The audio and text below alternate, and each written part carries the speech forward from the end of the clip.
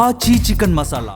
మావోయిస్టుల నిర్మూలనకు count down చివరి దశకు చేరుకుంది. మరో 2 రోజుల్లో కేంద్ర మంత్రి అమిత్ షా విధించిన గడువు ఈ నెల 31తో ముగియనుంది.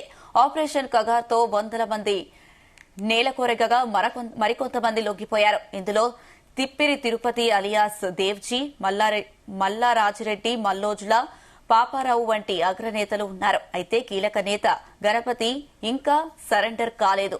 ఆయన నేపాల్లో ఉన్నారని, ఈ నెల 31న లొంగిపోతారని వార్తలు వస్తున్నాయి.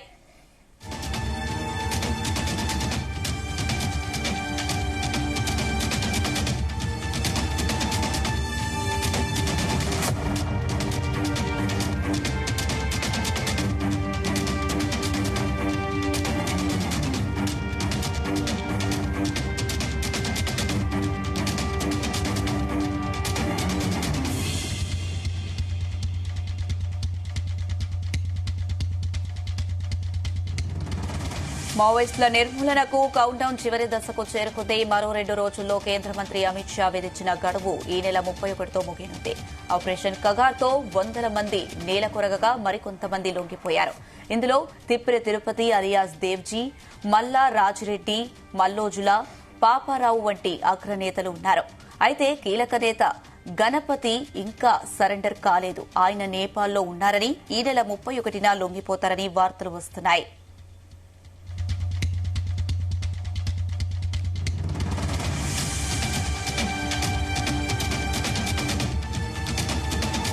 సంబంధించి మరిన్ని అప్డేట్స్ మా ప్రతినిధి శ్రీకాంత్ అందిస్తారు. శ్రీకాంత్. అనిషా, మావోయిస్టు ఏరువేత లక్ష్యంగా ఆపరేషన్ కగార్ అయితే కేంద్ర ప్రభుత్వం తీసుకొచ్చింది. ఇందులో ప్రధానంగా ఇటు ఛత్తీస్గఢ్, మహారాష్ట్ర, తెలంగాణ, ఇటు ఆంధ్రప్రదేశ్ సంబంధించినటువంటి ఏరియాలో ఉన్నటువంటి మావోయిస్టులను ఏరువేత లక్ష్యంగా హోంశాఖ మంత్రిగా ఉన్నటువంటి అమిత్ షా ఆపరేషన్ కగార్ అయితే నిర్వహిస్తే ఇందులో యాంటీ నక్సల్ సంబంధించిన టీమ్స్, అదేవిధంగా ఇటు సిఆర్పిఎఫ్ బృందాలు, అదేవిధంగా బిఎస్ఎఫ్ బృందాలు, అదేవిధంగా లోకల్ గా ఉన్నటువంటి పోలీసుల సహాయంతో కూడా వీరైతే లక్ష్యంగా టార్గెట్ గా చేసుకుంటూ వీరిపై ఎన్కౌంటర్ చేయడం జరుగుతుంది. ఇందులో ప్రధానంగా గత కొన్ని నెలలుగా చూసుకోవచ్చు, కొంత వందల మంది కూడా మావోయిస్టులు అయితే ఎన్కౌంటర్ లో మృతి చెందినట్లుగా మనకు తెలుస్తుంది. మరోవైపు మరికొంతమంది కీలకమైనటువంటి నేతలు కూడా లొంగిపోయినటువంటి సిచ్యువేషన్ కనిపిస్తుంది. ఎందుకంటే అందులో ప్రధానంగా ఇటు తెలంగాణ, ఛత్తీస్గఢ్ సరిహద్దు ప్రాంతంలో ఉన్నటువంటి కరెగుట్ట ప్రాంతాలనే టార్గెట్ గా చేసుకున్నటువంటి మావోయిస్ట్ పార్టీ సంబంధించిన నేతలు, అది వారికి షెల్టర్ జోన్ గా ఉంటుంది. కాబట్టి ఆపరేషన్ కగార్ లో మొదటైతే ఆ కరెగుట్టలను అయితే స్వాధీనంగా చేసుకోవడం, అక్కడ బాంబులు నిర్వీర్యం చేయడం, అదే ఇక్కడ ఉన్నటువంటి ప్రధానంగా టార్గెట్ ఉన్నటువంటి నేతలనే టార్గెట్ గా చేసుకుంటూ ఆపరేషన్ కగార్ అయితే నిర్వహిస్తూ వచ్చారు. ఇందులో ప్రధానంగా కొంతమంది నేతలు అయితే ఇప్పటికే లొంగిపోయినటువంటి పరిస్థితి. అందులో తెలంగాణ సంబంధించిన తిప్పిరి తిరుపతి, అదేవిధంగా అలియాస్ దేవ్జీ, మల్లా రాజిరెడ్డి, మల్లోజుల, అదేవిధంగా పాపారావు లాంటి కీలకమైనటువంటి నేతలతో పాటు మరి కొంతమంది నేతలు కూడా వివిధ ప్రాంతాల్లో లొంగిపోయినటువంటి సిచ్యువేషన్ కనిపిస్తుంది. అందులో ప్రధానంగా ఇటు ఆచరణతో పాటు మిగతా సంబంధించిన నేతలు కూడా ఇతర రాష్ట్రాల్లో మాత్రం లొంగిపోయినటువంటి పరిస్థితి కనిపిస్తుంది. ఈ క్రమంలో కేంద్ర ప్రభుత్వం ఒకటే టార్గెట్ గా చేసుకుంది.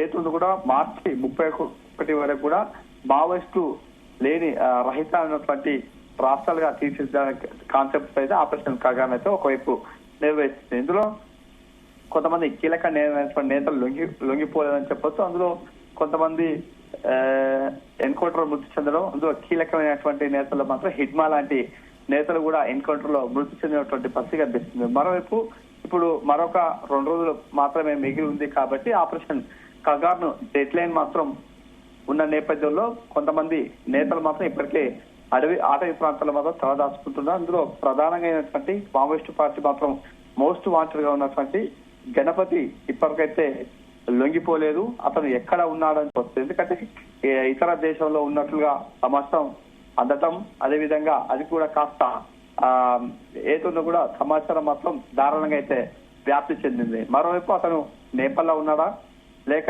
ఇక్కడ ఉన్నటువంటి అటవీలోనే మాత్రం తలదాచుకున్నాడంటే దాంట్లో ఇంకా క్లారిటీ రావాల్సిన అవసరం అయితే ఉంది. ఇతనితో పాటు మరొక కీలకంగా ఉన్నటువంటి మరొక 15 మంది నేతలు కూడా అక్కడ ఉన్నటువంటి ఆశయ ప్రాంతంలో తలదాచుకున్నో తెలుస్తుంది. శ్రీకాంత్ అయితే మార్చి 31 నాటికి ఆపరేషన్ కగార్ పూర్తవుతుంది. మరి ఎంతవరకు ఈ ఆపరేషన్ కగార్ అనేది సక్సెస్ అయింది అని చెప్పొచ్చు? ఇంకా కూడా చాలా మంది మావోయిస్టులు మిగిలి ఉన్నారు, వారు ఇంకా లొంగిపోలేదు. మరి ఎంతవరకు ఈ ఆపరేషన్ కగార్ అనేది సక్సెస్ అయింది అనుకోవచ్చు? ప్రస్తుతం మాత్రం ఇటు ఆపరేషన్ కగార్ లో మాత్రం పోలీసులదే పై చేయిగా నిలిచిందని చెప్పొచ్చు. ఎందుకంటే ఇందులో మావోయిస్టు పార్టీ సంబంధించిన కీలకమైనటువంటి నేతలు లొంగిపోవడం, అదేవిధంగా మరికొంతమంది నేతలు కూడా ఎన్కౌంటర్ లో హతమయ్యారని చెప్పొచ్చు. అందులో ప్రధానంగా హిడ్మా లాంటి నేతలు, అదేవిధంగా ఇటు దేవిజీ లాంటి నేతలు కూడా ఆపరేషన్ కగార్ నేపథ్యంలో లొంగిపోయినటువంటి సిచ్యువేషన్ కనిపిస్తుంది.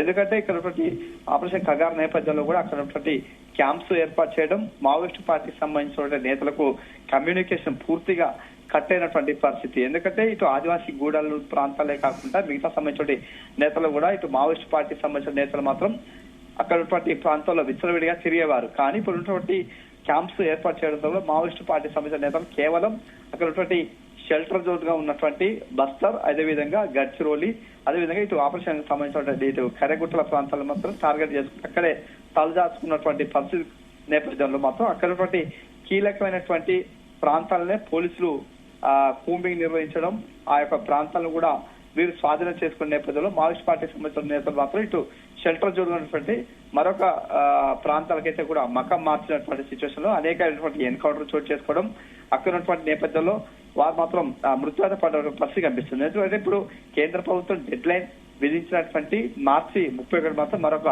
2 రోజులు మాత్రమే ఉంది. ఈ క్రమంలో ప్రస్తుతం మాత్రం మరికొంతమంది శ్రీకాంత్ అయితే మావోయిస్టు కీలక నేత గణపతి ఎప్పటి వరకు లొంగిపోయే అవకాశాలు కనిపిస్తున్నాయి? ప్రస్తుతం మాత్రం గణపతి 31వ తారీఖు వరకు అయితే లొంగిపోతారంటూ కూడా ఒకవైపు అయితే సమాచారం అవుతుంది. కానీ దానిపై ఇంకా క్లారిటీ అయితే రావాల్సిన అవసరం అయితే ఉంది. అతని ప్రస్తుతానికి ఇక్కడ ఆటవీ ప్రాంతంలో ఉన్నాడా లేక ఇతర దేశాల్లో ఉన్నట్లుగా అయితే మనకైతే సమాచారం అయితే అందుతుంది. కాబట్టి అతను లొంగిపోతాడా లేడా దానిపై కూడా ఇంకా క్లారిటీ రావాల్సిన అవసరం అయితే ఉందని చెప్పవచ్చు. Right Srikanth, thank you.